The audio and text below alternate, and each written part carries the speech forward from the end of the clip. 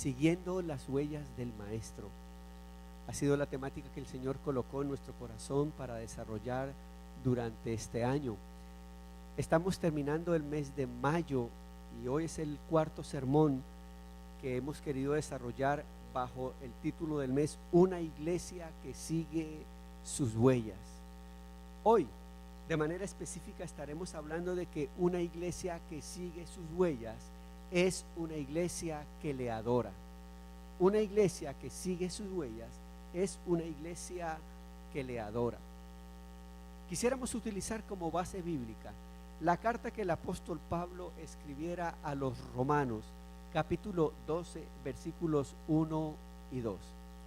Y quisiera de manera especial pedirles en esta mañana que por favor usted abra su Biblia para poder entender lo que vamos a compartir en esta mañana. Se hace absolutamente necesario que usted lea el pasaje tal como se lo voy enunciando y usted visualice lo que la palabra del Señor, escuche, visualice y escuche lo que la palabra del Señor tiene para su vida en esta mañana. La palabra del Señor dice que la fe viene por el oír la palabra de Dios. Carta del apóstol Pablo a los Romanos, capítulo 12, versículos 1 y 2. Una iglesia que sigue sus huellas es una iglesia que le adora o que es adoradora. Dice así la palabra del Señor. Así que, hermanos, os ruego por las misericordias de Dios que presentéis vuestros cuerpos en sacrificio vivo, santo, agradable a Dios, que es vuestro culto racional. No os conforméis a este siglo, sino transformaos por medio de la renovación de vuestro entendimiento, para que comprobéis cuál sea la buena voluntad de Dios, agradable y perfecta. Así que, hermanos, os ruego por las misericordias de Dios que presentéis vuestros cuerpos en sacrificio vivo, santo y agradable a Dios, que es vuestro culto racional. No os conforméis a este siglo, sino transformaos por medio de la renovación de vuestro entendimiento, para que comprobéis cuál sea la buena voluntad de Dios, agradable y perfecta. La carta del apóstol Pablo a los romanos es una de las cartas consideradas como un tratado, un legado teológico. Quisiera compartir de una manera diferente la palabra en esta mañana, caminando por la misma palabra y lo mismo que el Señor revela en ella. Una de las reglas para la correcta interpretación, una de las reglas para poder entender de manera correcta un texto bíblico, los eruditos determinan que una de las reglas es entender claramente el contexto del texto. Es decir, dicho en otras palabras, para poder entender los dos textos que hemos leído, los dos versículos que hemos leído, tenemos que aprender a conocer el contexto. Y usted se preguntará, pastor, ¿qué es contexto? El contexto es lo que rodea, todo lo que está alrededor de ese versículo, todo lo que rodea a ese texto, todo el ambiente, el environment, todo lo que rodea al texto, todo lo que está antes del texto y todo lo que está después del texto. Para poder entender esto que hemos leído en esta mañana, tenemos entonces que entender eso, que rodea a estos dos versículos. Y permítame, hay tres clases de contextos. Quisiera que si usted puede tomar apuntes, tómelos, porque esto va a ser muy importante para entender también cualquier otro versículo. Existen tres clases de contextos. En primer lugar, existe el contexto histórico. El contexto histórico. ¿A qué se refiere el contexto histórico del texto? Se refiere a qué época, en qué época fue que fueron pronunciadas estas palabras, en qué época fue que fueron escritas, quién las escribió, a quiénes las escribió, cuáles fueron las razones y las motivaciones que el escritor tuvo para mencionar estas palabras. Ese es el contexto histórico. ¿Quién lo escribió? ¿Cuándo lo escribió? ¿A quién lo escribió? ¿Cuáles fueron las motivaciones por las cuales lo escribieron? Escuche, el contexto histórico de que, así que, hermanos, os ruego por las misericordias de Dios que presentéis vuestros cuerpos en sacrificio vivo, santo y agradable a Dios. ¿Cuál es el contexto histórico de estos dos versículos? En primer lugar, esta carta del apóstol Pablo a los romanos fue escrita por Pablo a la comunidad cristiana que se encontraba en Roma. Había florecido una iglesia preciosa en Roma, fruto de muchos de los que habían sido esparcidos de Jerusalén y que habían llegado a Roma y que habían conocido la fe del evangelio en Jesucristo, y allí se empezaron a reunir y una floreciente iglesia estaba en Roma. Nunca Pablo había ido a Roma. De hecho, si usted mira al comienzo de la carta, en los primeros versículos, las primeras cosas que Pablo le dice en esta carta a esta gente de Roma es: oh, oren por mí, porque yo he querido ir a visitarlos y se me ha sido imposible, he sido estorbado, no he podido ir a visitarlos. Así que Pablo escribe esta carta a una comunidad floreciente, a una iglesia, a una comunidad de cristianos que estaban en la ciudad de Roma. Hablando de que se encontraban en la ciudad de Roma, esta gente, el propósito era animarlos. Escuche, la carta es de mucho ánimo. La carta es de ánimo. ¿Animarlos a qué? A que se mantuvieran firmes, a que se mantuvieran firmes en el evangelio de Jesucristo, se mantuvieran firmes frente a todas las influencias externas que ellos estaban viviendo, frente a la presentación de un gran poder que se presentaba como César, el imperio romano, y frente a todas esas circunstancias, frente a la tentación de dejarse seducir por la influencia del sistema que en ese momento estaba, pero también para animarles porque frente a toda la influencia de su propia lucha interna y de sus propias tentaciones como dinámica de la naturaleza pecaminosa que todos tenemos. Así que Pablo escribe esta carta a los romanos para darles ánimo, para decirles: manténganse firmes. Y sabe que la primera cosa que él empieza diciendo, él utiliza una estrategia. Él les da una tesis, les da un enunciado, les da una noticia y empieza a desarrollar esa noticia. Es por eso que por favor camine conmigo para entender eso, el capítulo 12.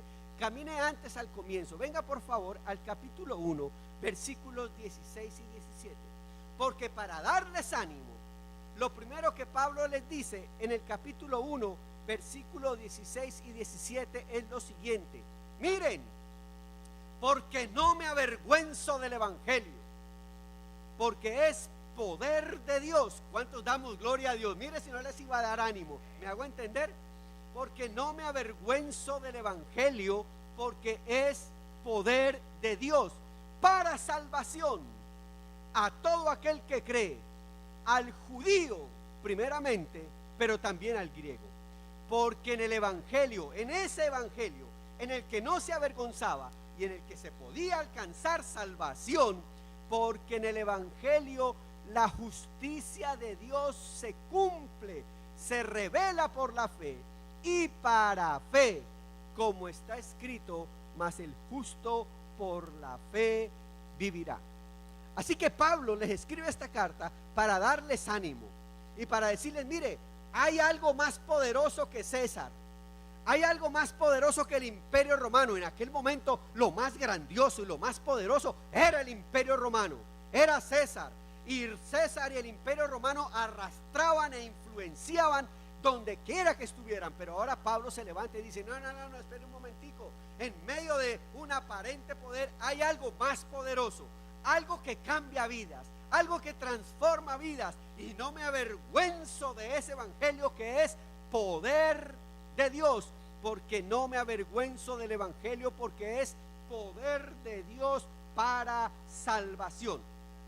Les dije que este versículo del capítulo 1, versículos 16 y 17, estos dos versículos, es el comienzo, es la tesis, es la conclusión de lo que él les quiera decir, y él empieza entonces a desarrollar el segundo concepto.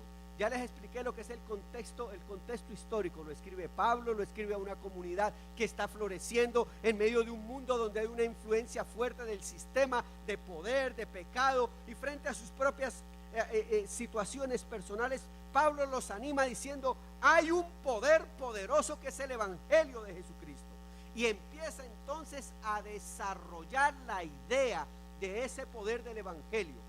Entonces se da como el resultado el contexto teológico. ¿Qué es el contexto teológico? Es el orden de ideas, es cómo se desmenuza, es la línea de pensamiento a donde el escritor quiere llevar a los que escuchan la palabra.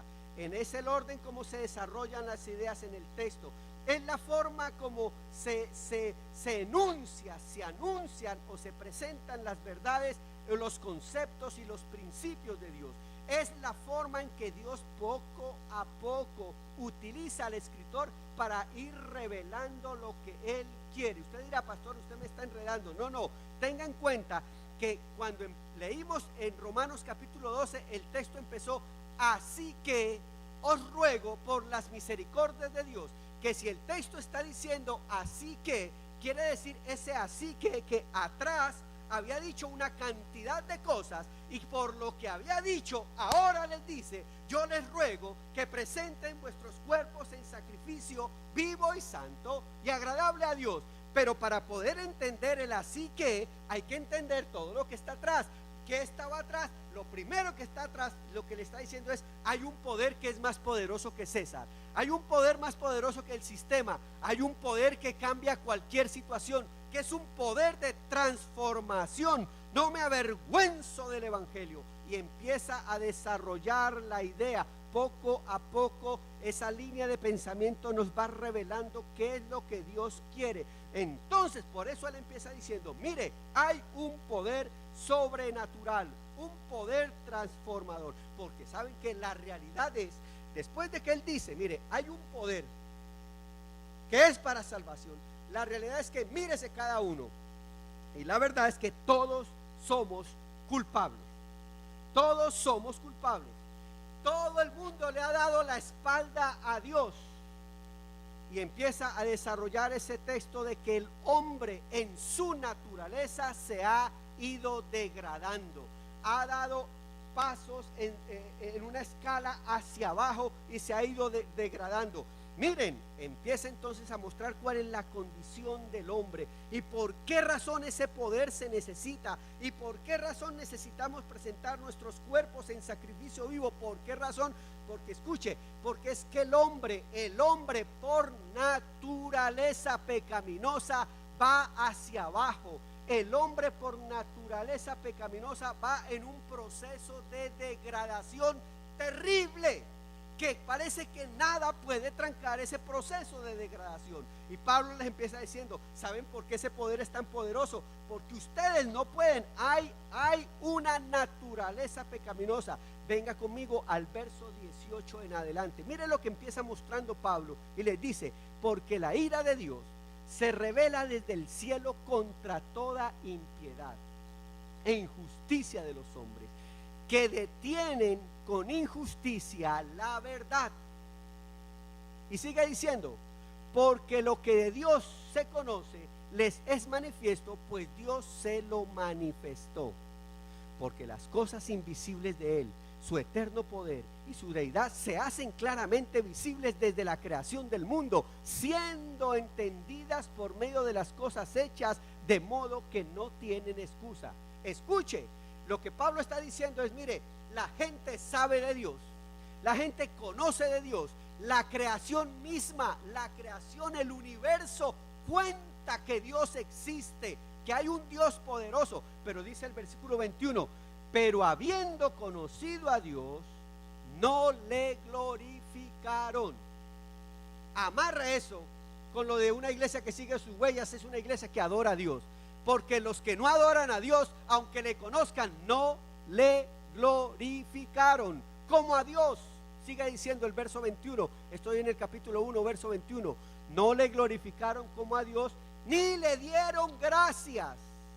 Y mire lo que sigue diciendo, sino que se envanecieron en sus razonamientos. Repita conmigo la palabra razonamientos. Razonamientos. Ahora repita conmigo, los razonamientos están en la mente. ¿Dónde están los razonamientos? En la mente. ¿Dónde está el asunto entonces? En la mente. Claro que hay gente que tiene los razonamientos en los pies, pero por lo general los razonamientos están ¿dónde? En la mente. Dice, sino que se envanecieron en sus razonamientos. Escuche, y su necio corazón fue entenebrecido. Profesando ser sabios, se hicieron necios.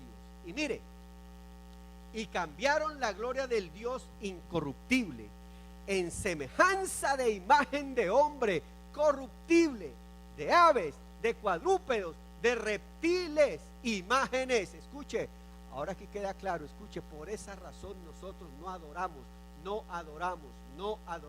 iglesia, nosotros no adoramos. En estos días alguien me preguntaba, pastor, ¿y por qué no adoramos imágenes? Porque nosotros no adoramos ninguna imagen, porque adoramos al Dios verdadero, al que vive para siempre. No adoramos ninguna imagen, hermano que está llegando a nuestra comunidad de fe. En el nombre del Señor te queremos animar, que todavía tiene la imagencita, que todavía tiene la cosita guardada. En el nombre del Señor no adoramos ninguna imagen.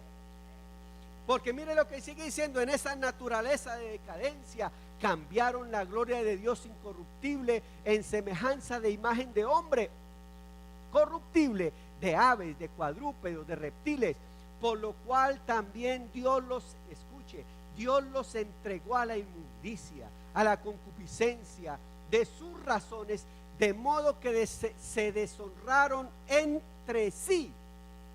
Que deshonraron entre sí sus propios cuerpos, ya que cambiaron la verdad de Dios por la mentira, honrando y dando culto a las criaturas antes que al Creador, el cual es bendito por los siglos. Amén. Por esto Dios los entregó a las pasiones vergonzosas, pues aún, mire este proceso de decadencia y de degradación, escuche esto, pues aún sus mujeres cambiaron el uso natural porque el que es contra la naturaleza. Y de igual modo también los hombres, dejando el uso natural de la mujer, se encendieron en su lascivia unos con otros, cometiendo hechos vergonzosos, hombres con hombres, y recibiendo en sí mismo la retribución debida a su extravío. Escuche, la moda es, ahora esta libertad de género, esa es la moda, eso es lo que la sabiduría del mundo dice, pero aquí la palabra del Señor me muestra que esa naturaleza no es otra, esa cosa no es sino un proceso de degradación de la gente que le ha dado la espalda a Dios. El gobierno puede decir unas cosas, el psicólogo puede decir otras, el sociólogo puede decir otras, pero la iglesia no se puede apartar de los principios absolutos de la palabra del Señor.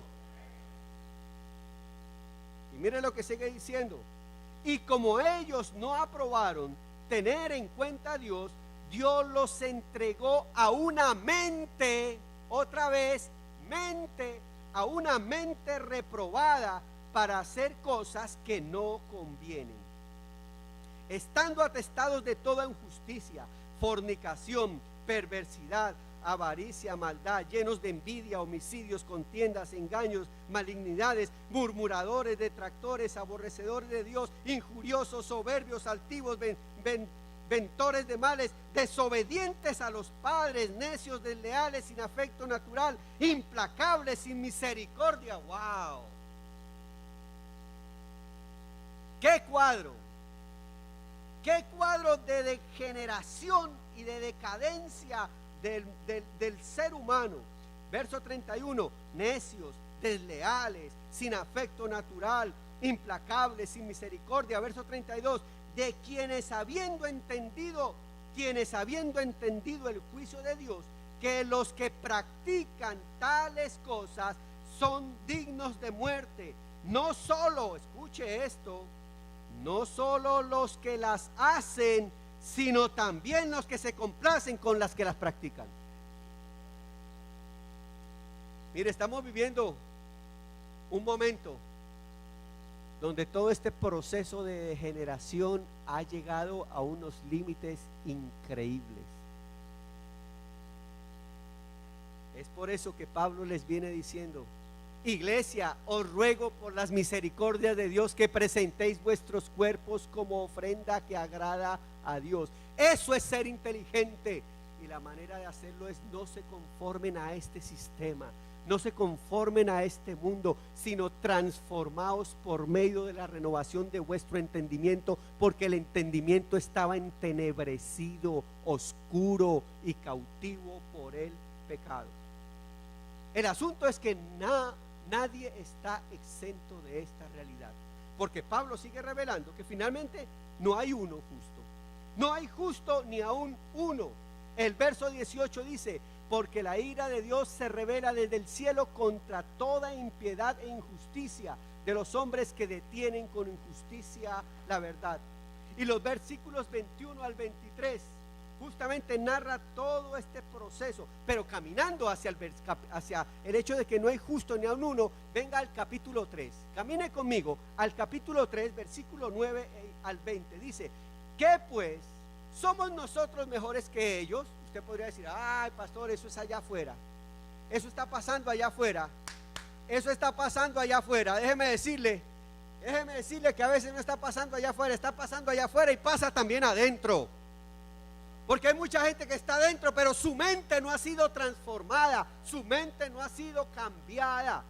Y dice: ¿qué pues diremos? ¿Somos mejores que ellos? En ninguna manera, pues ya hemos acusado a judíos y gentiles que todos están bajo pecado, como está escrito: no hay justo ni uno solo, no hay quien entienda, no hay quien busque a Dios.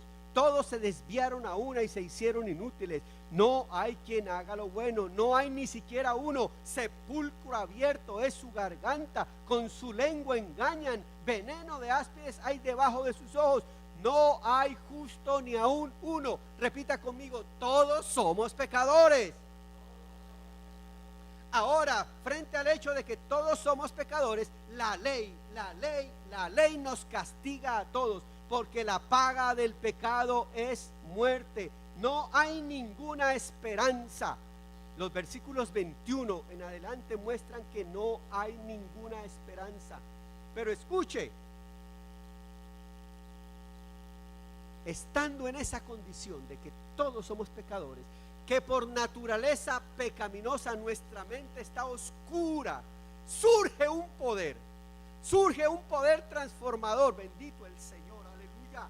No hay otro, no es el sistema, no son los psicólogos, no son los psiquiatras. Escuche, no hay ningún otro poder, es solamente el poder del evangelio que toca nuestras mentes, que puede cambiar esa naturaleza y esa forma de vivir tan terrible.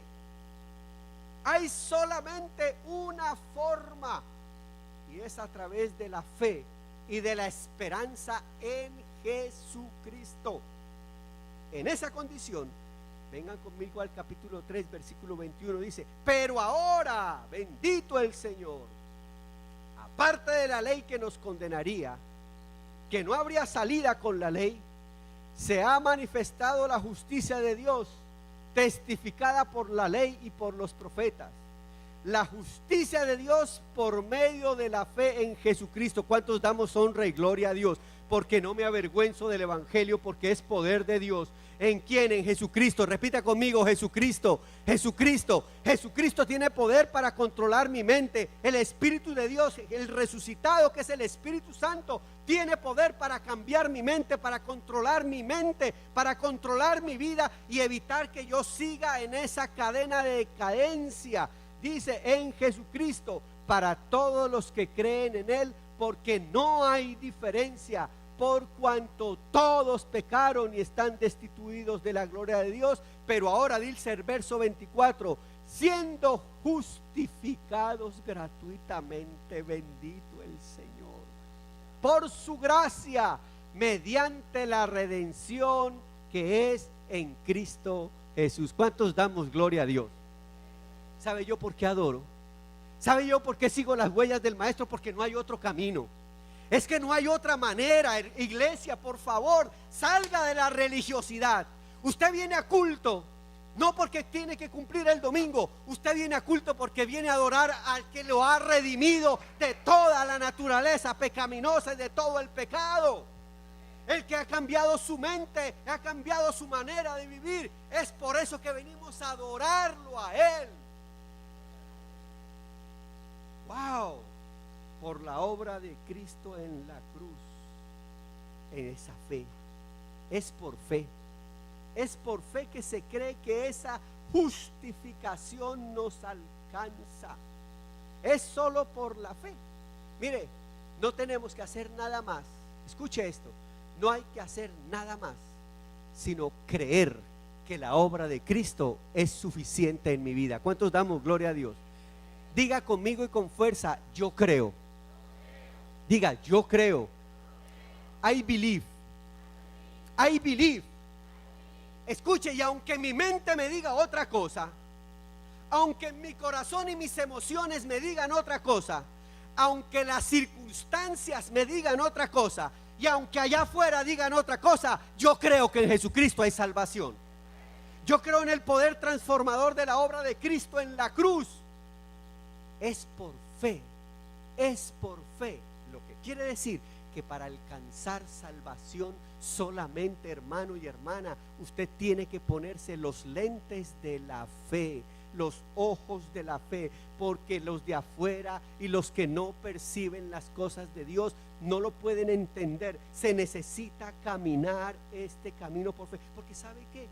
Solamente por la fe, siendo pecadores, no teniendo salida, no teniendo alternativa, es que somos ahora justificados. Eso es un concepto grandísimo, pero permítame se lo pongo. Es el mayor regalo, es el regalo precioso, es el regalo de amor más grande. Es que siendo culpables, si yo creo que Él murió por mí en la cruz, si yo creo que Él pagó por mí en la cruz, si yo lo creo, I believe, si yo creo que Él me puede transformar, si yo lo creo, no tengo nada más que hacer. Si yo lo creo, bendito el Señor, ahora Dios me ve inocente, inocente, inocente, inocente, bendito el Señor. Es más, escuche, a través de Jesucristo, a través de Jesucristo, a través de su Hijo me ve santo, santo. Él me ve santo, me ve como si nunca hubiese cometido ningún pecado. ¿Cuánto le damos gloria a Dios?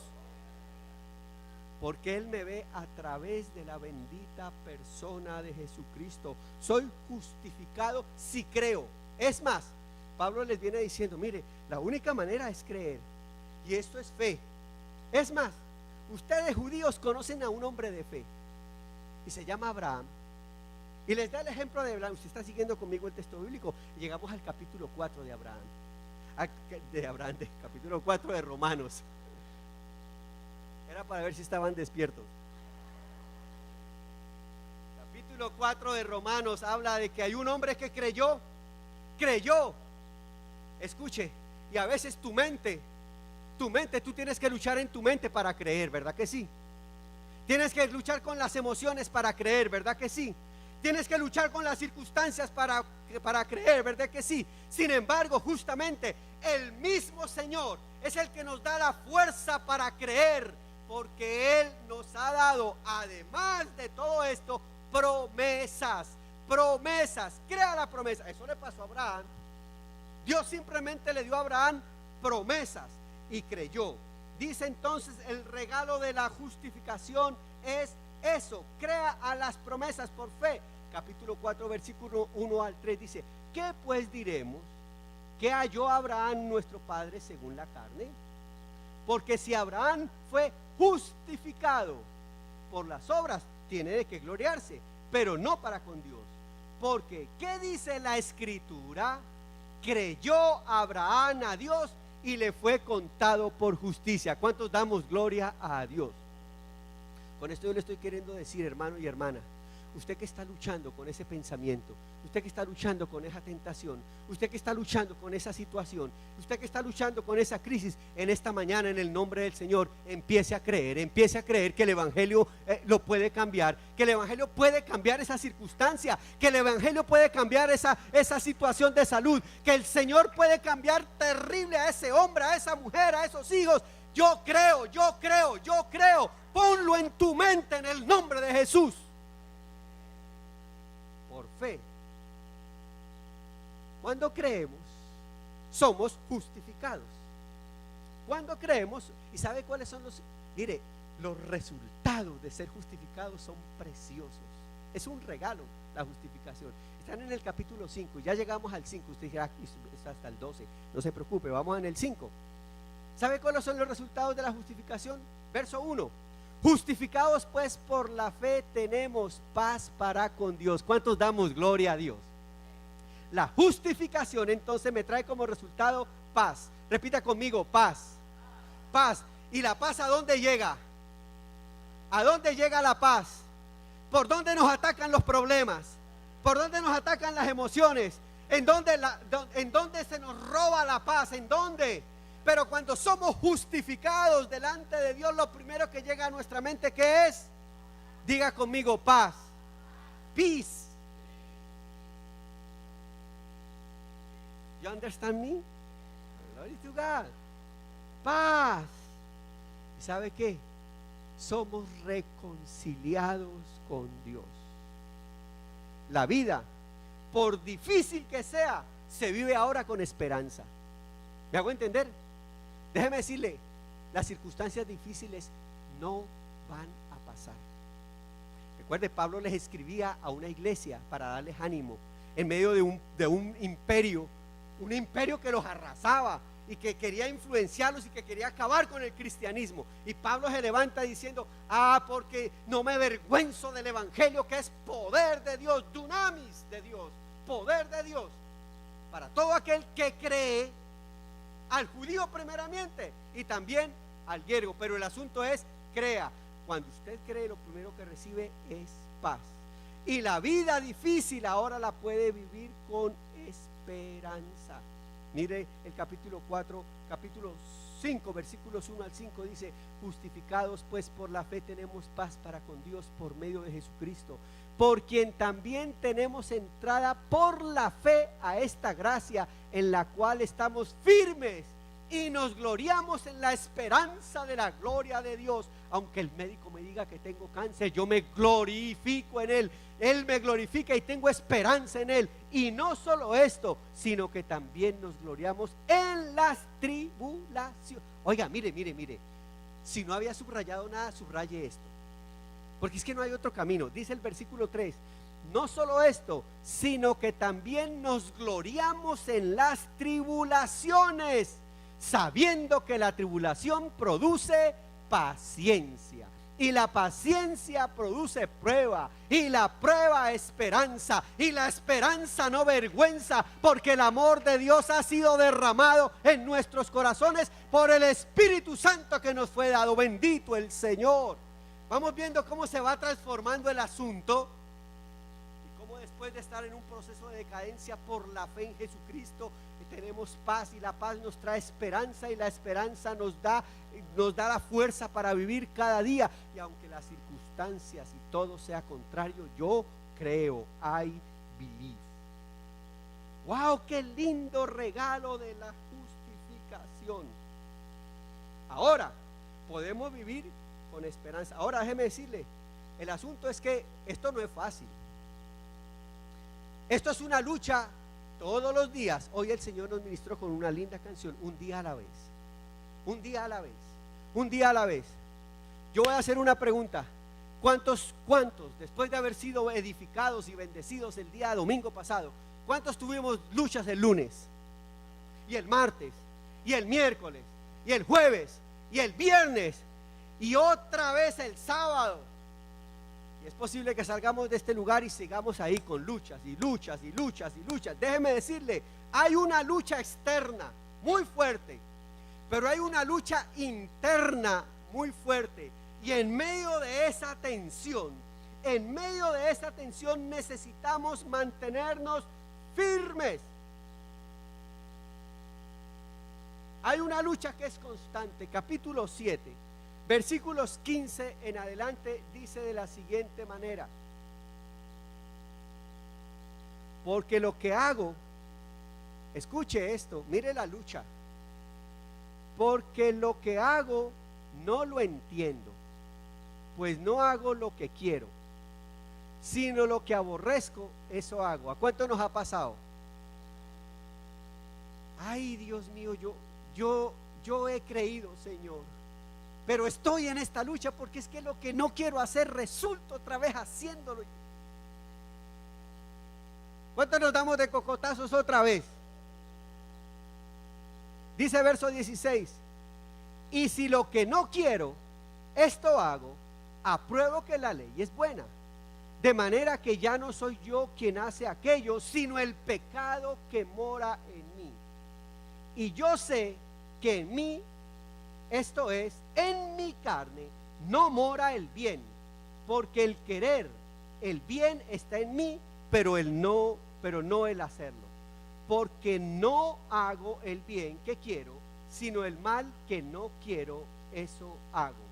Y si hago lo que no quiero, ya no lo hago yo, sino el pecado que mora en mí. Levanten la mano todos los que queremos ser santitos, santos. Levanten la mano todos los que...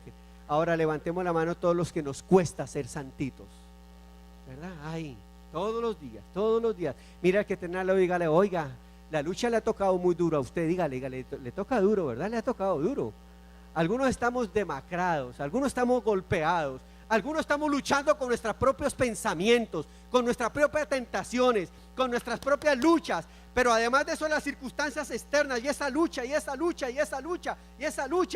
Y saben que, déjenme decirles lo siguiente: tenemos la esperanza de venir al culto. Agárrese de la silla.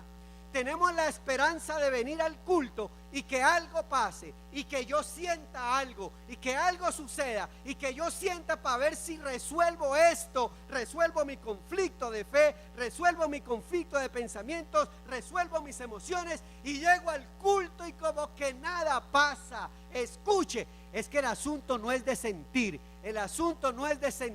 Todo este tiempo lo que Pablo está diciendo es: el asunto no es de sentir, el asunto está en la mente, el asunto no es de las emociones, el asunto no es emocional. Hay gente que dice: ay, yo voy el domingo a cargar batería. No, esto no se trata de cargar batería, se trata de que tú creas que Jesucristo es el mismo todos los días. Aunque las circunstancias sean contrarias, aunque mis pensamientos estén luchando con ellos, Él no deja de ser el Señor. Escuchen, no se trata de cargar la batería, se trata de afirmarnos en la fe racional del Evangelio de Jesucristo, porque no me avergüenzo del Evangelio, porque es poder de Dios para salvación. En ese sentido, Pablo va desarrollando la idea y dice: mire, esto no es de si se siente. Solos no podemos, necesitamos de una ayuda más poderosa que nuestra mente, que nuestras emociones. Necesitamos de la ayuda del Espíritu Santo de Dios. Así que, ¿sabe qué? Llega al capítulo 8. Y en el capítulo 8 dice: pues, ¿sabe qué? Si la lucha es interna, agárrese del Espíritu. Agárrese del Espíritu de Dios que nos ayuda todos los días. Dice: ahora ninguna condenación hay para los que están en Cristo Jesús, los que no andan conforme a la carne, pensamientos, sino conforme al Espíritu, influencia del poder de Dios. Porque la ley del Espíritu da vida en Cristo Jesús, que me ha librado de la ley del pecado y de la muerte. Pero para andar corriendo, ve el versículo 4, los que andan en la carne, dice el versículo 4, los que andan. Verso 5, los que piensan. Verso 6, los que se ocupan en la carne. Es decir, usted está en una lucha adentro: o usted le da más oportunidad a la carne, o deja que el Espíritu de Dios y la obra de Cristo en la cruz tome control de su mente, tome control de sus emociones, tome control de todo nuestro ser. De tal manera que entonces así, Pablo dice, miren, abran el ojo, y entonces vivan la vida cristiana inteligentemente. No se dejen envolver ni por el sistema, ni por las emociones, ni por las circunstancias. Crean, porque no me avergüenzo del evangelio, porque es poder de Dios. Y entonces, dicho todo eso, llega al capítulo 12. Dicho todo eso, por todo eso, así que todo lo que les acabé de explicar era para explicarles el así que. ¿Aló? Aquí empieza el sermón.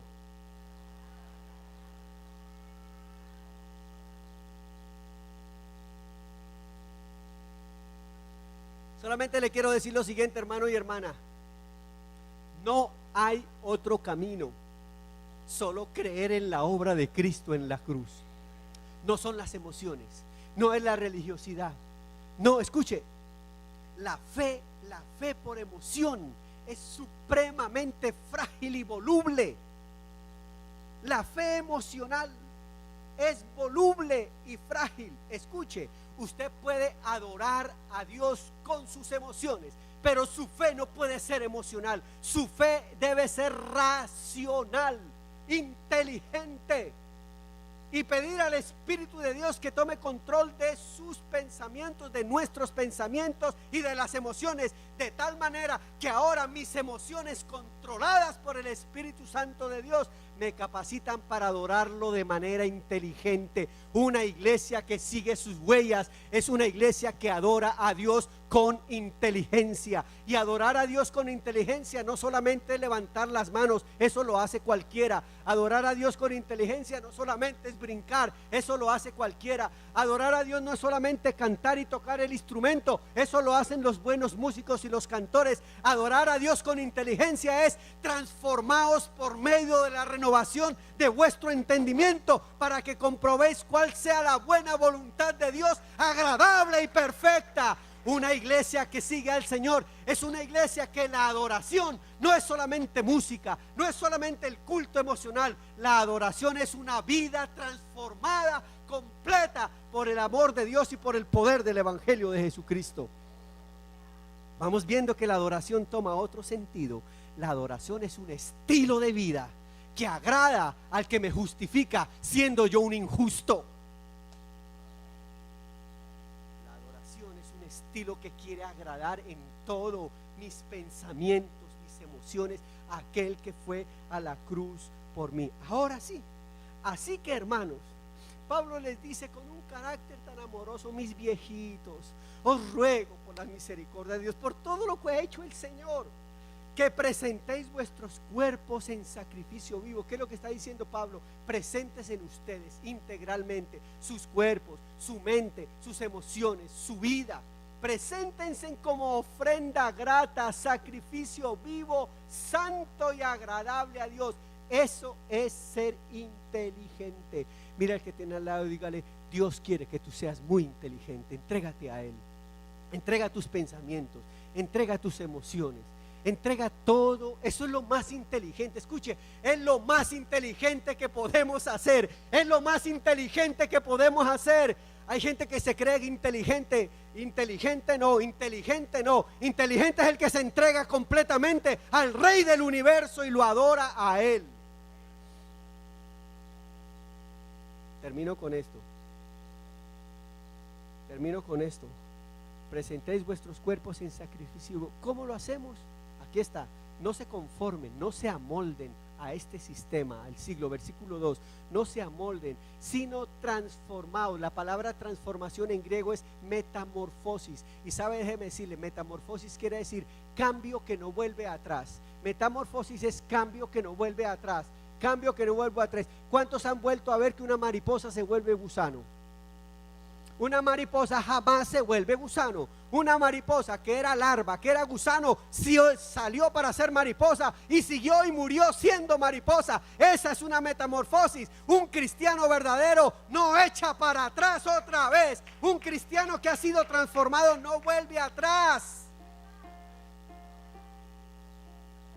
Hay mariposas que se vuelven otra vez gusanos. ¿Cómo es esto? Entonces la metamorfosis no funcionó. Transformaos por medio. ¿Cómo es la manera de transformarse? Por medio de la renovación de ¿qué? Otra vez. Ahora, levanten sus manos así. Levanten sus manos. Hagan así ahora. Y digan mente. Mente. Renovación de mi mente, renovación de mis pensamientos. Señor, toma mi mente. Señor, toma mi mente, toma mis pensamientos por medio de la renovación de vuestros pensamientos. Solo así podremos comprobar cuál es la buena voluntad de Dios. La buena voluntad de Dios, que siempre es buena, agradable y perfecta. Que así nos ayude el Señor. ¿Cuánto le damos gloria?